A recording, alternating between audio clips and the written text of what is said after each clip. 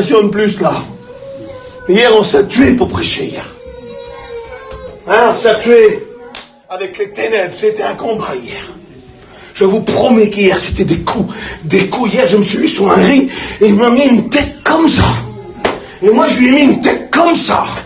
Et puis la réunion, c'était lourd et on avait l'impression d'avoir perdu hier. Perdu. On avait l'impression hier que le diable avait obtenu victoire. Mais Jésus, lui, a le dernier mot sur Satan. Et quand les gens sont levés à l'imposition des mains, vous savez ce qu'il me disait, Dieu? Il dit, tous ceux qui arrivent là, c'est ceux qui sont concernés par le message. Amen. Et on a fait taire les cantiques, on a arrêté avec les cantiques. Et quand je priais pour les personnes, je ne priais même pas pour la maladie. Dieu était en train de me révéler les petits problèmes de leur cœur et Dieu était en train de le résoudre. Alors on a mis une grosse tête au diable hier par la parole de Dieu puissante. Parole de Dieu puissante. La parole de Dieu, elle est puissante. Amen. Elle est puissante. Alléluia. Elle est puissante dans ton cœur, la parole. Il faut que la parole de Dieu soit puissante en nous. On a trop de misère. Et Dieu m'a dit tout à l'heure, on va vite aller dans le message, je ne vais pas vous prendre la tête. Ça durera moins qu'un film. 1h30 pour un film, ça va être 30 minutes. Ou 20 minutes, ça sera mieux 20. On va moins vous embêter comme ça. Parce que la parole de Dieu, parfois, elle nous embête, elle nous ennuie. Parce que Dieu nous dit ce qu'il faut faire. Dieu nous dit comment agir. Mais on a la tête comme du poids. Mais Dieu veut dire quelque chose. Dieu veut ranimer en nous ce soir. Écoutez, il ne va pas vous taper sur la tête ce soir. C'est pas ce qu'il m'a dit de vous dire. Il m'a dit ce soir il m'a dit ça. Il m'a dit qu'il est le Dieu des miracles. Il ne vous tapera pas sous la tête. Peut-être demain, il nous tapera sous la tête. Mais ce soir, il nous dit qu'il est le Dieu des miracles.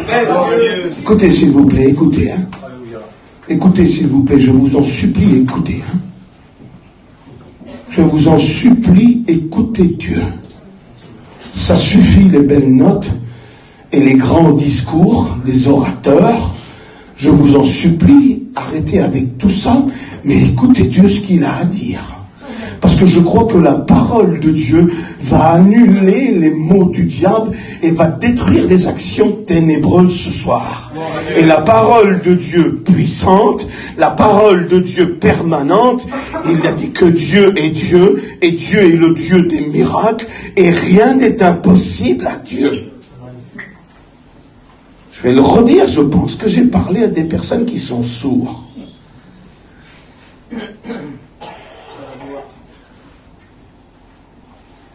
Tout à l'heure, on a chanté, on a pleuré, je fais exprès, regarde. On a chanté, on a pleuré. Moi, j'ai beaucoup pleuré, parce que je ressentais l'amour de Dieu qui venait m'envahir, ça me faisait du bien. Alors j'ai pleuré, j'avais besoin de pleurer. Puis on criait des amens à tout va.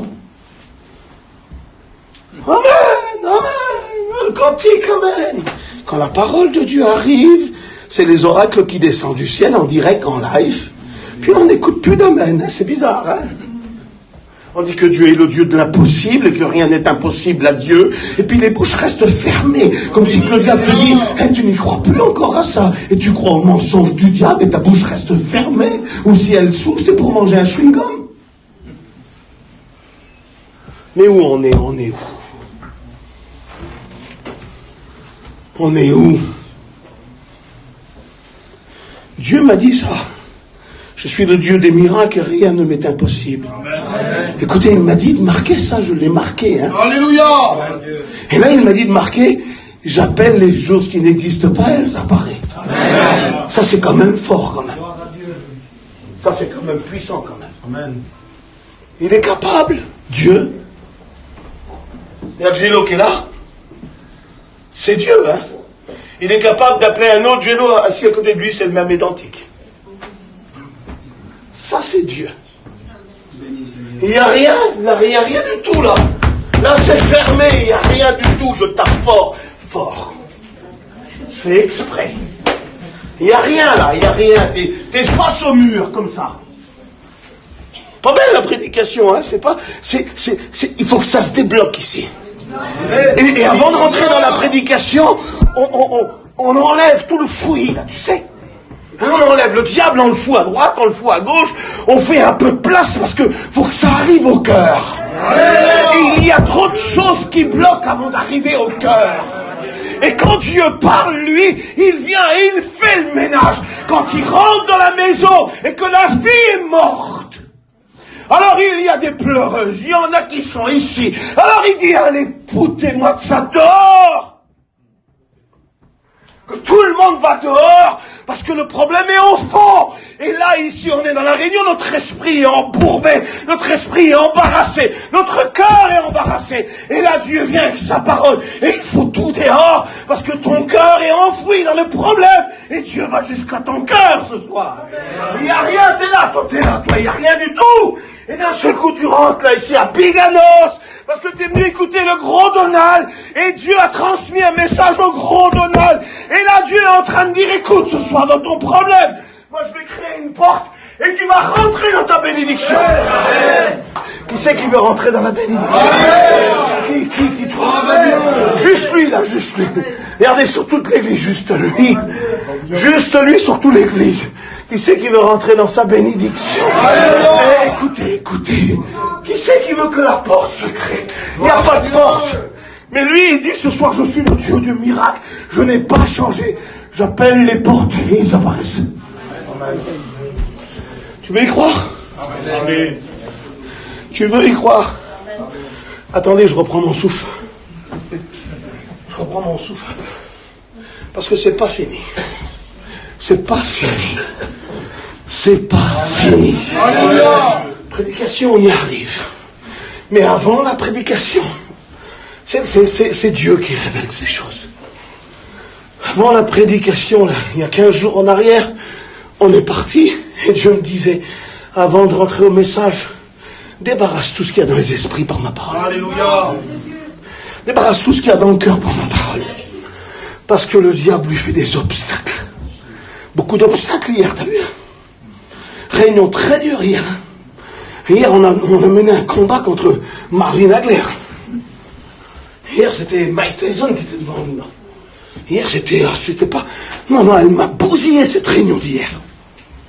Elle m'a bousillé. Mais à la fin, ça a marché. Parce que c'est Dieu qui a le dernier mot. Écoutez, quand Dieu descend, là, je vais continuer le message, il est là. Là. Quand ça c'est fini, on arrête tout de suite. Je ne sais pas ce que ça va prendre.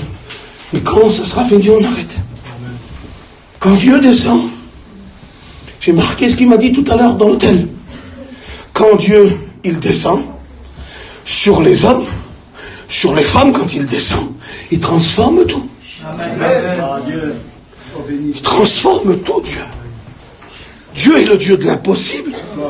Dieu dit dans le livre d'Habakkuk, il m'a encore dit ça. Il dit, tu leur diras. Il dit que si je leur expliquais ce que je vais faire en eux, ils ne vont même pas y croire. Il m'a dit ça, Dieu, tout à l'heure. Il m'a dit, je vais faire en vous une œuvre, que s'il vient nous l'expliquer avant qu'il la fasse, tu n'y croiras même pas. Tu aurais cru, toi, avec ton petit vélo, réussir à venir aujourd'hui ici. Serviteur ton Dieu, avec ton beau gamin de 18 ans, ta compagne et l'avenir que Dieu a dans ton ministère. Une vie détruite, tu l'aurais cru, dis-moi. Si moi j'aurais venu vers toi et je t'aurais dit ce texte-là, car je vais faire en vous, en vos jours, une œuvre que si je vous la raconte, vous n'y croirez même pas. Si je t'aurais expliqué ce qui est en train de se passer dans ta vie, tu aurais cru. Une vie détruite à pousser tordu, sans tuteur. Parce que quand il n'y a pas de tuteur, l'arbre il pousse tordu. Le tuteur, c'est le Père. Et le Père nous permet de pousser droit. Mais quand le Père est manquant, parce que écoutez, dans une vie, il faut l'amour de la mère et l'autorité du Père. Et ça fait pousser les enfants droit. Mais quand il n'y a que l'amour qui pousse d'un côté, alors l'enfant pousse tordu. Mais même dans son enfance un peu tordue, difficile, Dieu est devenu son Père et a redressé sa vie. Et si on lui aurait dit aujourd'hui, tu vas vivre ça, tu vas vivre un mariage heureux, tu vas vivre un enfant béni, tu vas vivre un ministère florissant, eh bien, ils n'y auraient pas cru. Et Dieu m'a dit, ce soir, tu leur diras que je vais faire des œuvres en eux. Mais je ne vais pas leur expliquer tout de suite, parce qu'ils manquent de foi. Parce que si je leur explique tout de suite, ils ne vont même pas y croire. Alors Dieu va vous accompagner dans l'œuvre qu'il a pour chacun d'entre vous. Chacun d'entre vous a des œuvres spécifiques, a des bénédictions spécifiques. Et nous servons pas Satan, nous servons le roi des rois, le Seigneur des seigneurs, celui qui descend sur les hommes et qui transforme tout, le Dieu de l'impossible. Nous servons ce Dieu-là. Écoutez, il n'y a pas de logique avec Dieu. Tu ne peux pas le renfermer dans l'église à Biganosmi. C'est une belle petite église bien bénie, on se sent bien ici. Mais tu ne peux pas mettre Dieu dans le cadre là. Car Dieu a tant aimé le monde qu'il a donné son Fils. Ça, le verset, tu ne peux pas le renfermer dans le cadre. C'est impossible de renfermer ce verset-là. Il faut qu'il parcourt la terre entière. Et Dieu est illogique. Écoutez, j'aimerais vous faire comprendre quelque chose. Tu veux discuter avec Dieu, t'en es pas à la hauteur. Tu veux essayer de comprendre les plans de Dieu, arrête tout de suite, garde le silence s'il te plaît. Tu veux essayer d'être au-dessus de lui, il habite une lumière inaccessible. Tu veux faire quoi? Et Dieu, tu ne peux pas le rentrer dans une logique, parce que ses calculs à lui sont pas les nôtres. 2 et 7, ça fait combien? 2 et 5, ça fait combien? Dis-le, c'est pas un piège. Non, arrête, moi, Stéphane, arrête de plaisanter, Stéphane. 2 et 7. 2 et 5. Bon, 7, ça fait 7. Pourquoi qu'avec Jésus, ça fait 25 000? Prenez la Bible. Jean, chapitre 6. 2 et 5, ça fait 7. Vous êtes d'accord avec moi? Ça fait combien? 2 et 5, ça fait combien? Dites-le voir fort. Ça fait 7. Non, eh ben avec Jésus, ça fait 5 000. Et puis s'il y a un mari derrière, ça fait 10 000. S'il y a un enfant, ça fait 15 000. S'il y a encore un autre enfant, ça fait 20 000. Et s'il y en a encore un autre enfant, ça fait 25 000. Alors avec Jésus, tu ne peux pas le renfermer dans un cadre, c'est impossible. Il est le Dieu du miracle, il est le Dieu de l'impossible. Et nous, on voudrait renfermer Dieu juste dans un cadre pour qu'il obéisse à tous nos besoins, tous nos petits besoins intérieurs. Mais Dieu, lui, 2 et 5, ça fait 7, non, pas chez Dieu. Ça fait 25 000 chez Dieu. Parce que quand il apporte 2 et 5 pains et 2 poissons, et qu'il les remet dans les mains de Jésus, ça fait une nourriture pour 25 000 personnes. Donc tu peux rien faire avec Dieu. Tu peux rien faire avec Dieu. Tu ne peux pas essayer de calculer Dieu. Et tu ne peux pas essayer de mettre Dieu à ton hauteur de ton problème, car il est plus grand que ton problème. On va arriver à la fin. Ça fait exactement 13 minutes que je prêche. Et dans peut-être 5 ou 10 minutes, on va arrêter. Parce que peut-être le message n'ira pas plus loin. T'as combien? T'as 7, toi? Moi, j'ai 7. 5 pains et 2 poissons. Alléluia! Mais je ne peux pas nourrir ma famille avec ça, j'ai pas assez. Et Jésus a dit, l'homme ne vivra pas de pain seulement, mais de toute parole qui sort de ma bouche. Il faut que les 5 pains et 2 poissons, il faut que le 7 là, que je l'emmène vers Jésus pour qu'il nourrisse toute ma famille. T'as 7? Donne-lui à Jésus, il va faire 25 000 avec. C'est illogique, tu ne peux pas parler avec lui, c'est impossible. C'est impossible. Écoutez, quand la foi est en nous, je vous donne juste la prédication comme ça. Juste comme ça. Quand la foi est en nous, quand on arrive encore à y croire, il transforme tout. Il transforme les montagnes. Il parle aux montagnes. Alléluia.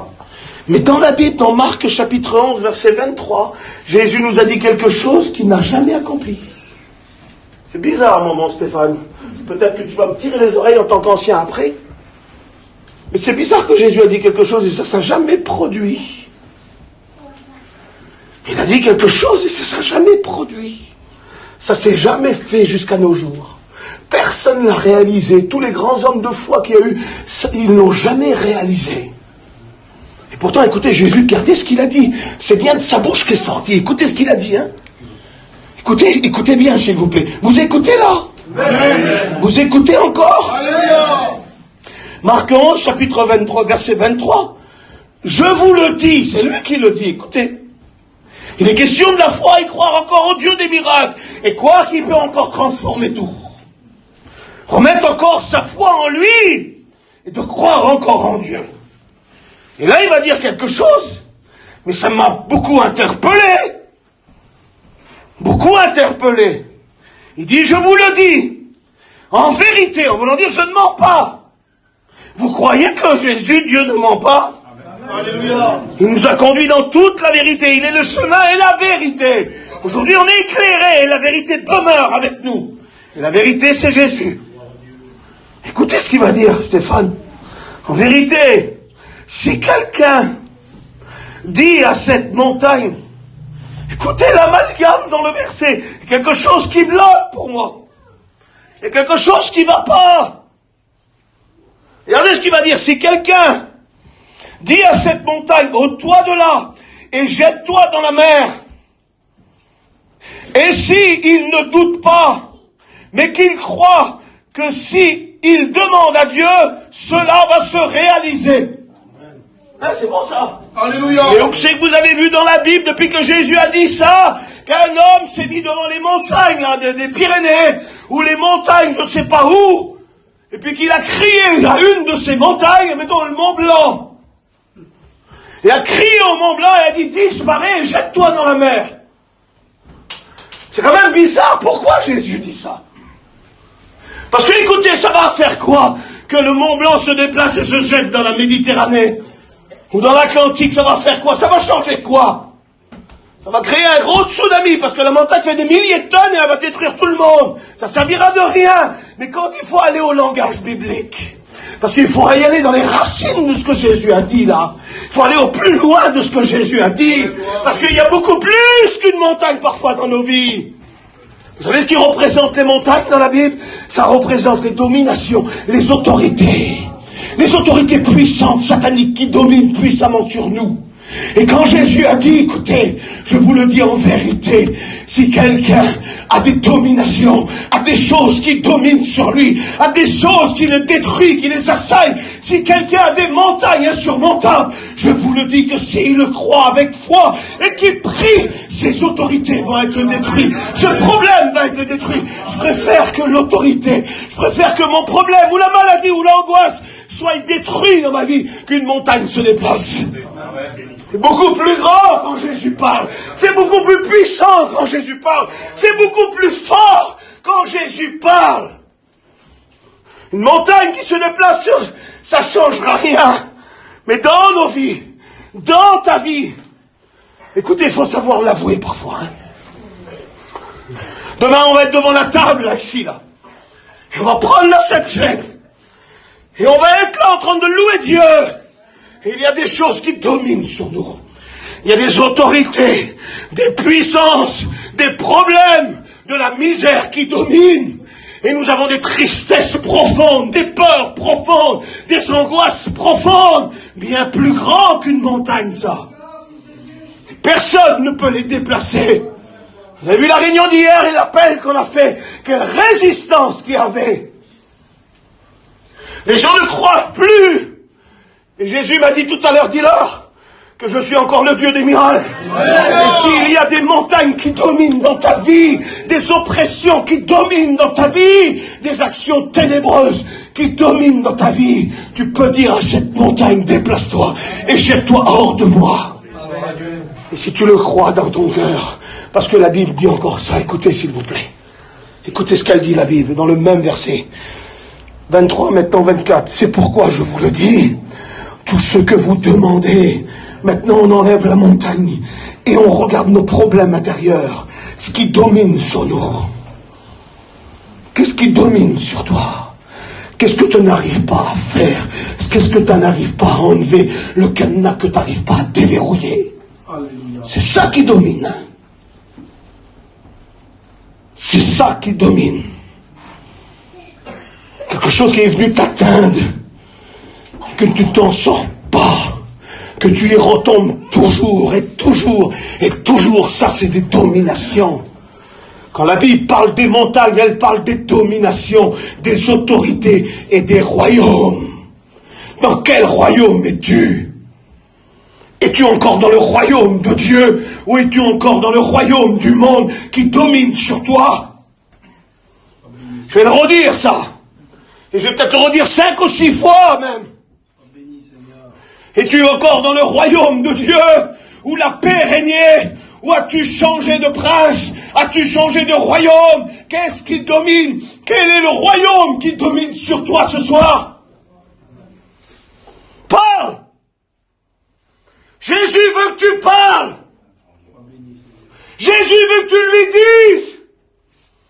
Si vous le croyez de tout votre cœur, je viens de le lire ensemble avec vous, c'est pourquoi je vous le dis, tout ce que vous demandez en priant, et si vous le croyez, que vous l'avez reçu, vous le verrez s'accomplir. Et aujourd'hui, il y a des choses qui dominent. Mais on n'arrive plus à parler à Dieu. On ne veut plus parler à Dieu. On se contente d'un petit message, d'une belle note. Et ta montagne domine encore sur toi. Ton problème domine encore sur toi. Mais ce soir, il leur a dit, dis-leur à mes enfants, dis-leur à ceux qui sont liés, attachés, à ceux qui ont changé de royaume. Il y en a qui ont changé de royaume, on les appelle les rétrogrades. Et puis il y en a qui sont encore dans l'église, mais qui sont aussi rétrogrades. Tu les vois pas, mais à l'intérieur d'eux, il n'y a plus de vie. Il reste que des larmes et des pleurs. Tu sais, dans l'Ancien Testament, quand les hommes et les femmes mouraient, savez-vous ce qu'ils faisaient? C'est le psaume 56 qui en parle. J'aimerais que vous écoutez ça et on va terminer avec ça, s'il vous plaît. On va fermer la Bible et on va terminer avec ça. Écoutez, s'il vous plaît.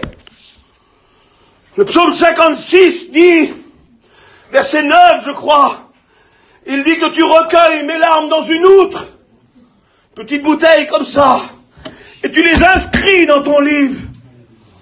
Et savez-vous ce que c'était l'outre là? C'était l'héritage d'une vie de pleurs, de souffrance. Écoutez s'il vous plaît, c'était l'héritage dans les sarcophages, dans les tombeaux. Ils ont trouvé des milliers de petites bouteilles comme ça qu'on appelait des outres. Et les gens pleuraient. Et à fur et à mesure qu'ils pleuraient, ils remplissaient l'outre. Tellement il y avait des dominations et des montagnes infranchissables. Et que la vie était détruite pour eux. Alors ils remplissaient l'outre des souffrances. Et quand ils venaient au temple, ils présentaient cette bouteille devant Dieu. C'était une vie de souffrance pour prouver qu'on aimait quelqu'un. Quand ils partaient à la guerre, quand les femmes voulaient prouver à leur mari qu'ils les aimaient, ils pleuraient leur absence. Et quand le mari revenait, il leur montrait la souffrance qu'il avait eue pour eux. Et quand on mourait, vous savez ce qu'ils faisaient? Ils s'enterraient avec cette bouteille. Ça veut dire que toute leur vie, ils souffraient, et même à la mort, ils n'étaient jamais débarrassés de leurs problèmes. Mais nous prêchons le Dieu des miracles, qui brise les outres, et qui recueille les larmes dans une outre, et les inscrit dans son livre. Et ce soir, là, si tu cries à Dieu, il peut briser toute cette tristesse qui est en toi. Veux-tu encore y croire? On va prier. On va prier maintenant. Alléluia! Je n'irai pas plus loin de la prédication, il n'y a plus rien, ça y est. Dieu vous a dit qu'il est le Dieu du miracle, tout lui est possible. Et ce soir, il peut transformer tes 2 pains, puis tes 5 poissons en 5 000, en 10 000, en 15 000, en 20 000, ce que tu auras besoin chez toi. Il peut faire disparaître toutes les montagnes, ces autorités, ces royaumes qui dominent. Tu as changé de royaume. Eh bien Jésus, si tu écris à lui, il te fait revenir dans son royaume instantanément. Puis tu écoutes. Tu ne vas pas mourir avec tes larmes. L'héritage des tragédies d'une vie. Nous avons écouté le message de Goblo. Il a beaucoup pleuré. Et puis il y a un moment donné où Jésus est venu et il a brisé l'outre. Il a brisé cette souffrance. Il a mis sa paix, sa joie. Et il a donné dans le cœur de cette famille une espérance. Une grande espérance. Alors tu ne vas pas mourir avec ta souffrance, tu ne vas pas mourir avec tes larmes. Viens au pied de Jésus. Viens verser cette outre. Viens la briser comme cette femme a brisé le vase d'albâtre et a tout cassé à ses pieds parce qu'elle avait besoin de bénédiction. Veux-tu répondre à cet appel?